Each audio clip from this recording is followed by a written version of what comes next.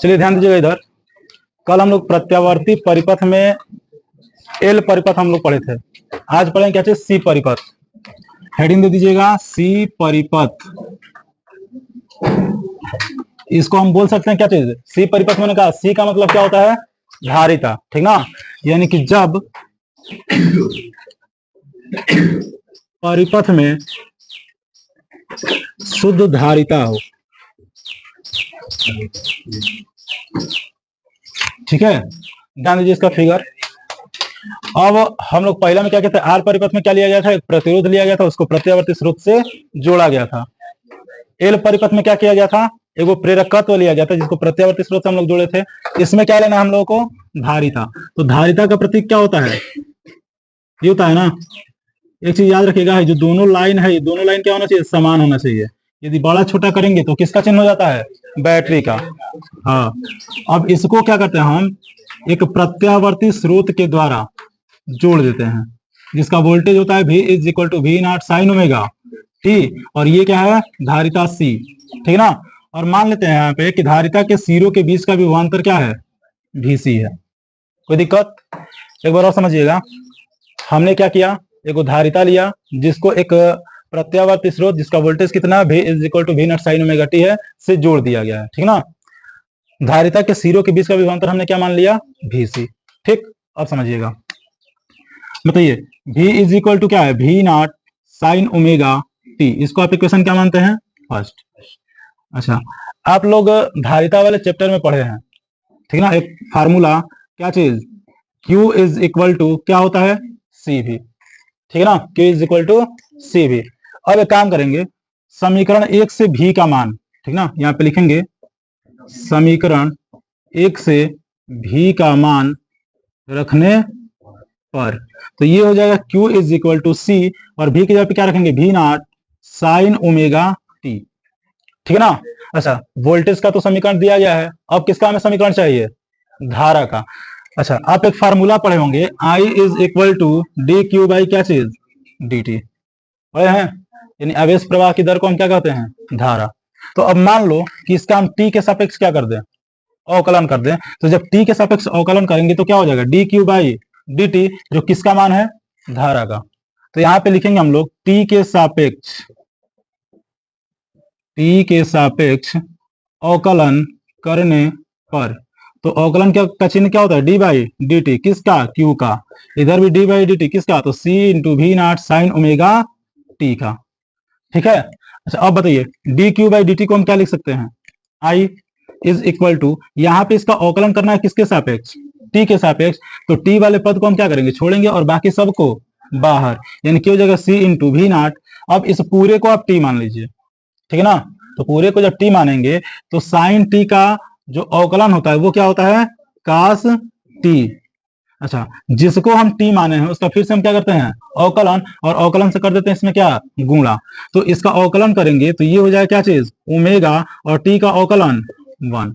तो 1 से मल्टीप्लाई करेंगे तो क्या होगा, ओमेगा। ओमेगा को हम लिख दे रहे कहाँ, आगे। तो सी ओमेगा इंटू वी नॉट, और ये हो गया क्या चीज, कास ओमेगा टी, ठीक है। अवकलन में क्या किया था, गुणे ना, समाकलन में भाग करते हैं, ठीक है ना। अब समझिए, यहाँ पे इक्वेशन में होता क्या है, साइन ओमेगा टी, ये होता है ना। तो आप एक और फार्मूला पढ़े होंगे कि साइन 90 प्लस थीटा क्या होता है, कास थीटा, ये होता है ना। तो दूसरे चतुर्थांश में, और दूसरे चतुर्थांश में साइन का मान प्लस में होता है, ठीक है ना। तो अब समझिए, कास ओमेगा टी के जगह पे हम लिख सकते हैं, हाँ रख लीजिए। तो आई इज इक्वल टू ये हो गया क्या चीज, सी ओमेगा वी नॉट, और इसके जगह पे लिखेंगे हम लोग क्या चीज, sine pi by 2 plus omega T, ठीक है। अच्छा, एक चीज थोड़ा यहाँ पे समझेंगे, जैसे मान लो हम यहाँ पे लिख रहे हैं ए इंटू बी, समझना। तो क्या इसको हम इस प्रकार से लिख सकते हैं, ए बाई 1 बाई बी, एकदम लिख सकते हैं, क्योंकि बटा के बटा में तो ये फिर कहाँ चला जाएगा, ऊपर चला जाएगा, और फिर ये क्या हो जाएगा, गुणा। उसी प्रकार यहाँ पे हमें लाना है क्या चीज, प्रतिरोध। तो प्रतिरोध का फार्मूला क्या होता है, V nought by I nought, ये होता है ना। तो एक काम करते हैं, सी ओमेगा को हम कहाँ लाएंगे, बटा में। तो आई इज इक्वल टू हो जाएगा वी नॉट बाई 1 बाई क्या चीज, सी ओमेगा, फिर बटा के बटा में तो कहाँ चला जाएगा, ऊपर चला जाएगा। और ये हो गया क्या चीज, साइन। अच्छा, ये बताइए प्लस के रूप में, तो इधर उधर कर सकते हैं इसको। हाँ, तो ये हो जाएगा क्या चीज, omega T plus pi by 2। ठीक है ना। अब समझिए यहाँ पे जो दिया गया है इसको हम क्या मानेंगे, आई नॉट। क्या मानेंगे, आई नॉट। जैसे कल हम लोग वी नॉट बटा में क्या था, एल ओमेगा था, तो उसको हमने क्या माना था, आई नॉट, और इसके बारे में फिर से पूरा बताया गया। तो उसी प्रकार इसके बारे में भी क्या किया जाएगा, अभी बताया जाएगा। तो इसके जगह पे हम क्या लिखेंगे, आई नॉट। तो ये हो गया I is equal to I naught क्या चीज, साइन ओमेगा टी और प्लस पाई बाई 2। इसको आप इक्वेशन क्या मानेंगे, 2। अब समझिए समीकरण 1 व 2 से, समीकरण 1 व 2 से, तो एक क्या है, v is equal to V not sine omega T, और दूसरा क्या है, i is equal to I nought sine omega T plus pi by 2। अरे सुनना, देखिए ये है इक्वेशन फर्स्ट और ये है इक्वेशन सेकेंड। अब यहाँ पे थोड़ा समझिएगा, प्रत्यावर्ती धारा में पाई बाई 2 क्या है, प्लस में है, और जब प्लस में जो रहता है तो उसको हम क्या बोलते हैं, अग्रगामी, और माइनस में रहता है तो उसको पश्चगामी बोलेंगे। अरे सुनना, तो यहाँ पे पश्चगामी कौन है, भी है ना, यानी वोल्टेज है। क्यों पश्चगामी है, क्योंकि धारा में देखिए इतना आपका जुड़ा हुआ है। अरे सुनना, इसलिए वोल्टेज जो है ये क्या है, पश्चगामी में है। तो यहाँ पे हम लिखेंगे क्या चीज, अतः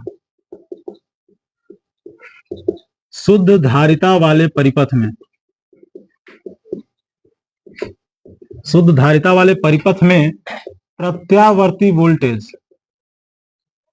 प्रत्यावर्ती वोल्टेज प्रत्यावर्ती धारा से कितना, पाई बाई 2 कालांतर क्या है, पश्चगामी है। ठीक है। अब इसका यदि हम ग्राफ बनाएंगे तो आप लोग पढ़े थे क्या चीज, पहले में आर परिपथ में आप लोग क्या पढ़े थे कि जिधर जिधर वोल्टेज था किसका, प्रतिरोध का, उधर उधर क्या था, धारा था। अब इस धारा से जो वोल्टेज है किसका, इस धारिता का, वो क्या है, पश्चगामी है। अरे सुनना, तो कौन पश्चगामी है, इसका वोल्टेज। तो वोल्टेज कहाँ आ जाएगा, नीचे, यानी ये हो जाएगा क्या चीज, वीसी, और इन दोनों के बीच का जो कालांतर है वो क्या हो गया, पाई बाई 2। नहीं, तो वो कल जो बनाया गया था इस पे हम धारा प्रदर्शित किए थे, और इस पर वोल्टेज।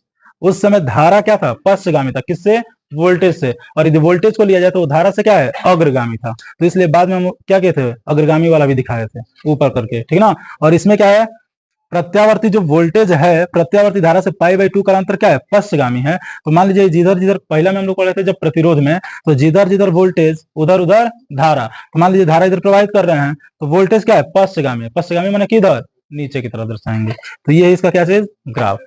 ठीक है, कोई दिक्कत, नोट कर लीजिए। अब इसमें और कराना है इसके बारे में, जो यहाँ पे हम लोग माने हैं, ठीक ना, इसके बारे में भी बताना है। चलिए अब ध्यान दीजिएगा, इसको हमने क्या माना है, पूरे को आई नॉट माना है। तो यहाँ पे लिखेंगे चूंकि वी नॉट बाई 1 बाई क्या चीज, सी ओमेगा या ओमेगा सी, ठीक ना, इज इक्वल टू हमने क्या माना, आई नॉट माना। ठीक है ना। अब हम आई नॉट को हम किधर करेंगे, इधर। तो यहाँ कहाँ आ जाएगा, वी नॉट के बटा में, और ये बटा में तो कहाँ चला जाएगा, ऊपर, यानी ये हो जाएगा 1 बाई क्या चीज, सी ओमेगा। अब बताइए V nought by I nought होता क्या है, प्रतिरोध, अर्थात ये पूरा का पूरा क्या है, एक प्रतिरोध है।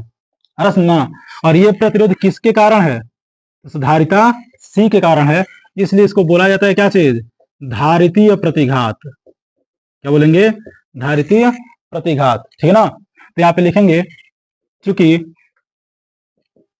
धारिता सी के कारण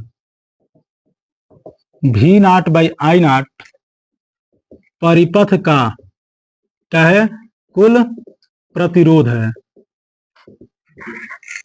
इसलिए इसे क्या कहते हैं, धारितीय प्रतिघात कहते हैं।